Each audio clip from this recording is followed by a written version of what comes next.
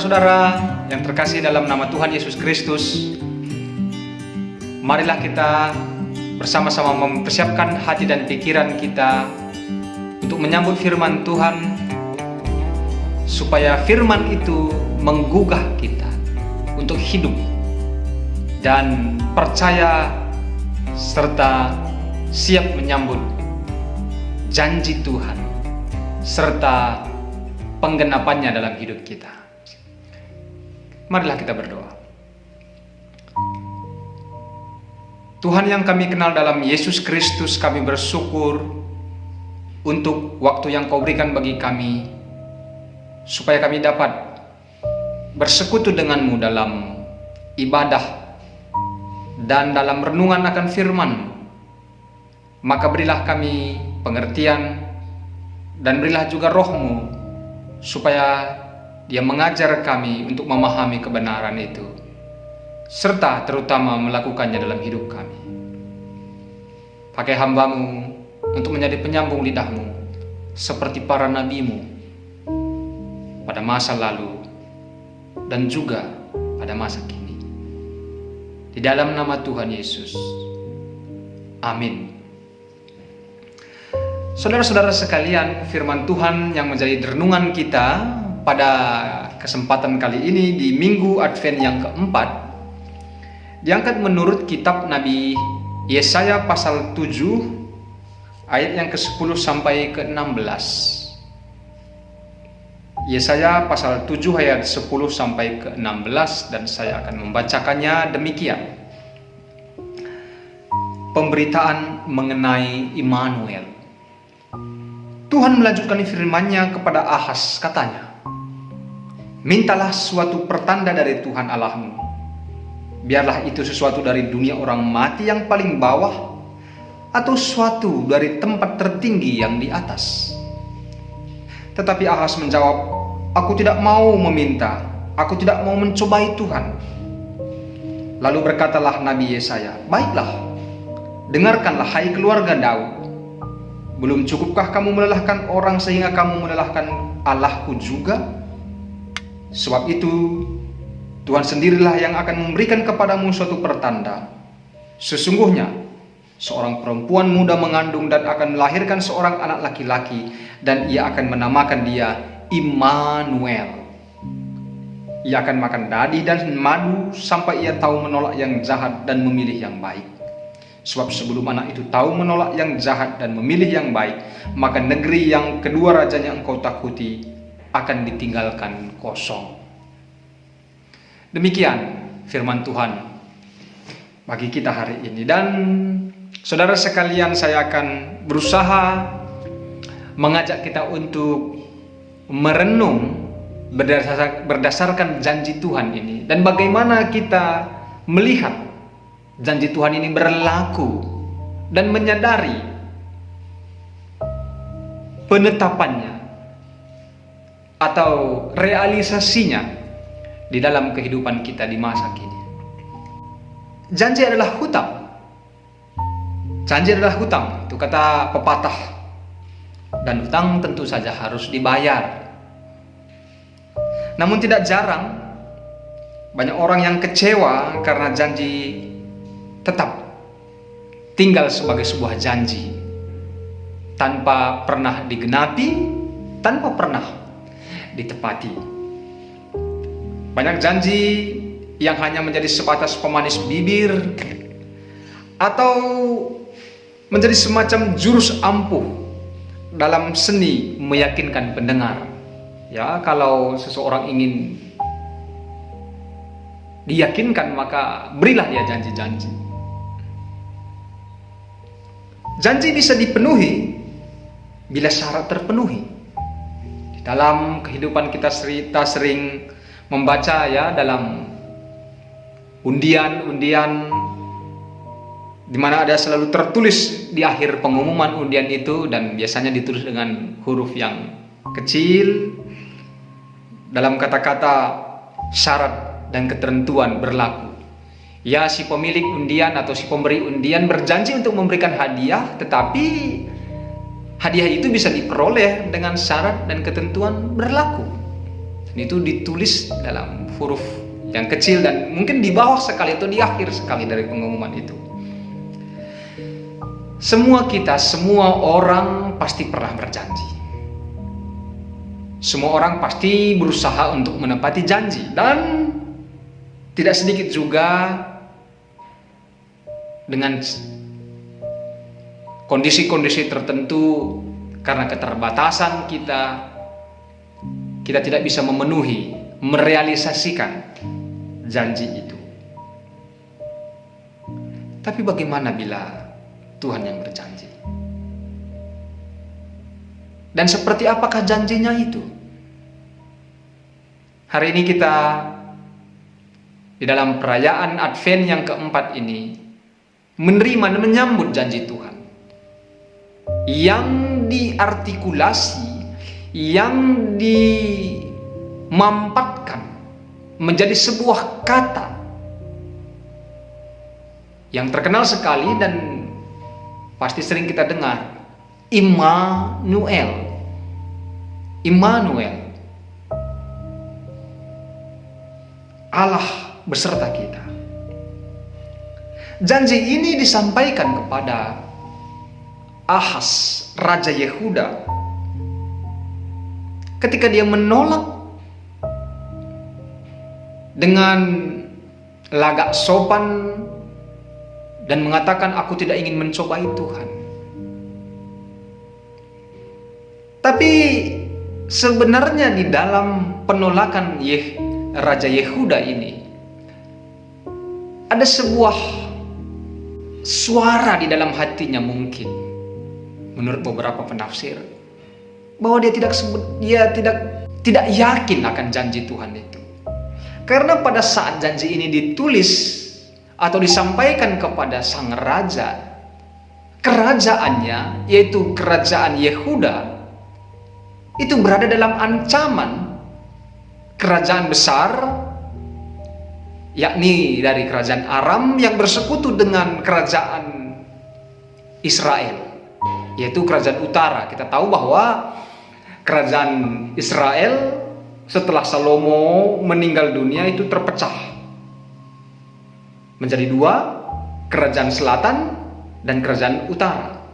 Kerajaan utara itu tetap menyebut diri sebagai Israel, di mana ada 10 suku di dalamnya, dan kerajaan selatan itu ada 2 suku, Yehuda dan Benyamin. Nah, saudara-saudara sekalian,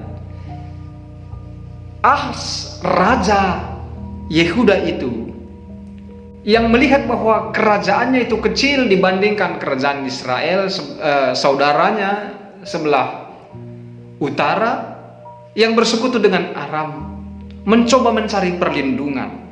Dan dia membuat sebuah kontrak politik, dia menandatangani kontrak politik dengan kerajaan Syria atau Asyur, dengan rajanya Tiglat-Pileser. Ahaz merasa yakin dan lebih percaya diri sebab dia melihat ada perlindungan yang diberikan Tiglat-Pileser, sehingga Raja Aram dan Raja Israel tidak akan mampu mengalahkannya. Itulah alasan dibalik penolakan Ahaz untuk meminta tanda dari Tuhan. Namun demikian, sekalipun Ahaz kurang yakin dan kurang percaya akan janji Tuhan yang disampaikan melalui Nabi, Tuhan tetap berjanji, Tuhan tetap mengambil keputusan, Tuhan tetap memberikan kasih setianya. Sebab kasih setia itu tidak terbendung oleh ketidakpercayaan manusia sekalipun. Dia berkata bahwa seorang perempuan muda, seorang wanita muda akan melahirkan, akan mengandung dan melahirkan, dan akan ada seorang bayi. Bayi itu akan diberi nama Immanuel. Immanuel, Tuhan beserta kita. Sebuah janji yang kemudian banyak menjadi nama orang-orang Kristen, dan mungkin dari antara kita yang mendengar ini ada juga yang bernama Immanuel atau Emmanuel atau Manuel atau Manuela. dan segala bentuk turunannya. Tuhan beserta kita, berarti bahwa kita tidak sendirian di tengah gemuruh dan gelombang kehidupan. Itu arti Immanuel. Kita tidak sendirian di tengah lika-liku persoalan, di tengah rentak zaman, arus zaman yang deras. Immanuel, Tuhan beserta kita. Itu berarti kita tidak kesepian ketika keberuntungan seolah-olah meninggalkan kita dan penderitaan mengancam dan terasa begitu dekat. Kata Immanuel menjadi penghiburan dan pengingat bagi kita bahwa Tuhan begitu dekat kepada kita. Seorang pujangga gereja atau bapak gereja bernama Aurelius Augustinus dari Hippo dalam bukunya bertanya kepada Tuhan, "Tuhan, di mana Engkau bisa kutemukan? Apakah Engkau ada di dalam diriku atau Engkau berada di luar diriku? Apakah Engkau berada di dalam pikiran-pikiranku yang paling dalam? Di manakah Engkau?" Di dalam teks Alkitab yang kita baca pada hari ini, Tuhan menyatakan kepada kita Immanuel.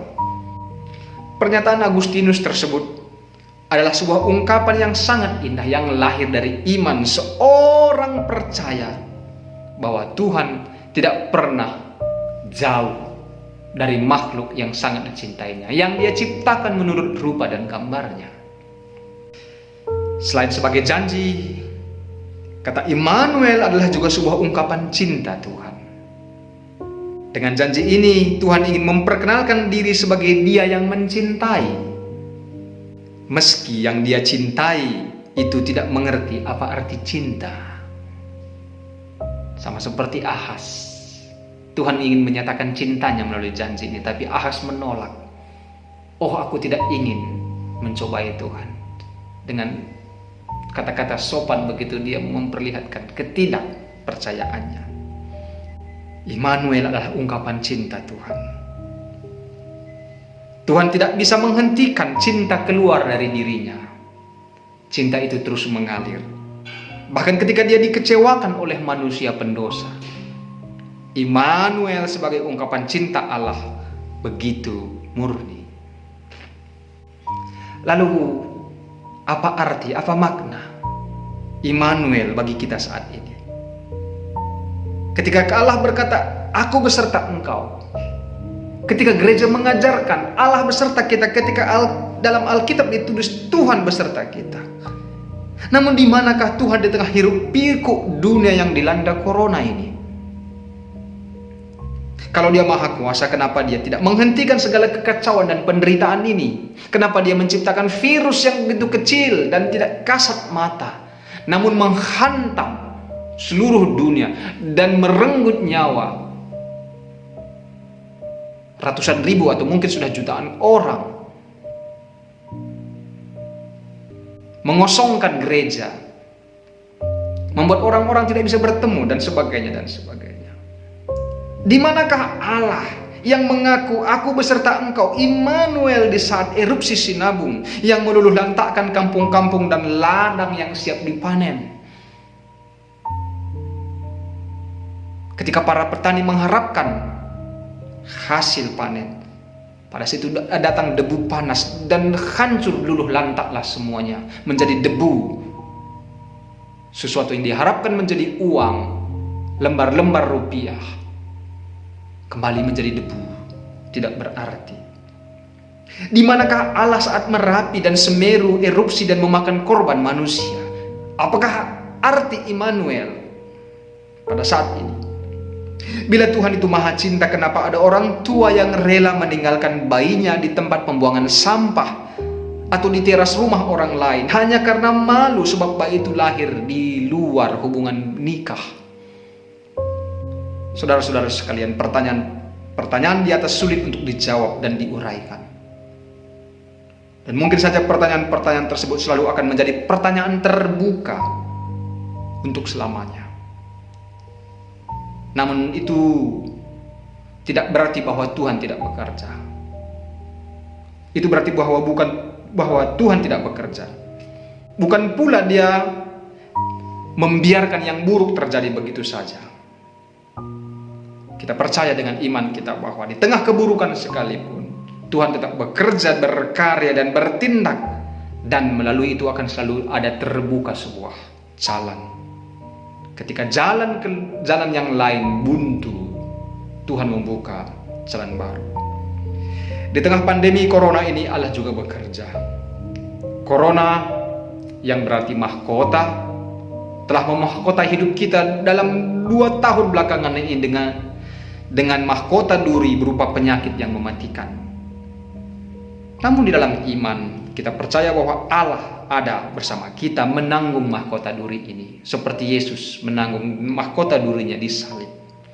Dia hadir di tengah duka keluarga para korban yang dirundung nestapa dan kehilangan orang-orang yang mereka kasihi. Ibu kehilangan anak, anak kehilangan orang tua, suami kehilangan istri, istri kehilangan pasangan hidupnya. Calon pengantin ada juga yang tidak jadi menikah karena tunangannya keburu menghadap Sang Pencipta karena corona ini. Semuanya menjadi tanda tanya, tetapi dalam pertanyaan itu, di dalam penderitaan itu Tuhan hadir dan kita percaya Dia ada. Dalam iman dan perayaan Advent, umat percaya bahwa Tuhan akan datang. Dan uniknya di sini, bukan manusia yang datang untuk menemuinya, tetapi Dia sendiri yang datang menemui manusia itu. Sebab semua usaha manusia untuk menemukan Allah, untuk mencari Allah akan gagal. Karena Tuhan bukan hasil penemuan manusia. Tuhan bukan hasil penemuan manusia. Bukan. Manusia bukan penemu Tuhan. Tetapi manusia adalah ciptaan. Dan ciptaan ini hanya bisa mengenal penciptanya ketika pencipta itu datang, menyapa, merangkulnya, dan memperkenalkan dirinya kepada Sang Ciptaan. Dia bisa dikenal karena Dia rela merendahkan diri agar manusia mengenalnya. Advent akan berpuncak pada Natal. Itulah kelahiran Yesus Tuhan kita. Allah menjadi manusia. Suatu hal yang sangat sulit dipahami dan dimengerti. Namun demikianlah cara Allah bekerja, sungsang. Sebab sekali Dia dapat dimengerti, maka Dia akan berhenti menjadi Allah. Bila manusia dapat memahami Dia seutuhnya, maka Dia bukanlah Allah, melainkan sebuah objek atau barang yang dapat diteropong, yang dapat disenter, yang dapat diamati dari berbagai segi, seperti sebuah benda di tangan kita yang dapat kita amati dari berbagai sudut pandang. Bukan. Dia tetap misteri. Dan dalam misterinya Dia menyapa kita dengan cinta dan kasih-Nya. Dia adalah Allah, Dia adalah pencipta langit dan bumi. Dia penuh kasih sayang dan murah hati. Dia yang menyatakan diri Immanuel, mencintai, tetap dan tidak berubah, meski kita terkadang gagal menyambut cinta itu.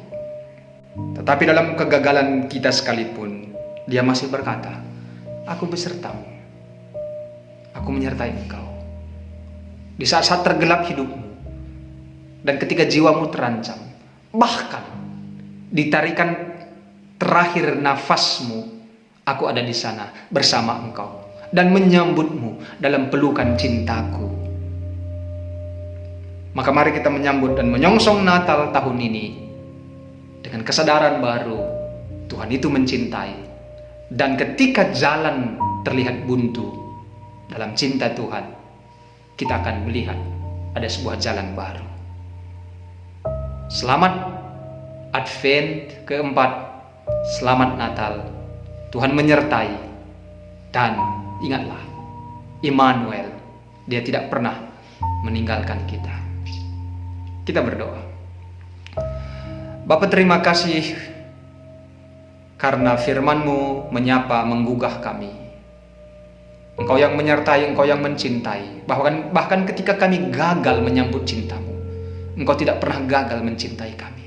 Engkau datang menjadi sama dengan kami, menjadi manusia, memperkenalkan diri-Mu. Dan kami percaya ketika kami melihat semua itu, maka mata kami terbuka, iman kami dibangkitkan. Bahkan di tengah kondisi corona sekalipun, kami percaya ya Tuhan, Engkau bekerja, Engkau berkarya, dan akan ada lahir terbit sebuah era baru, sebuah zaman baru, di mana Tuhan akan memperlihatkan kebaikan-kebaikan. Berkati semua kami, berkati negeri kami, berkati negeri dan bangsa kami, berkati pemimpin kami, berkati rakyat kami di tengah masa-masa sulit ini. Dan biarlah semuanya, baik muda, baik tua, kaya, ataupun kurang kuat secara ekonomi, bahkan mereka yang berada di luar gereja, bisa menyambut dan merayakan sukacita Natal, meski bukan dalam bentuk ibadah-ibadah, tetapi dengan cara-Mu sendiri. Engkau menyatakan kasih-Mu kepada mereka. Terpujilah Engkau Tuhan, di dalam nama Yesus. Amin. Tuhan memberkati kita semua.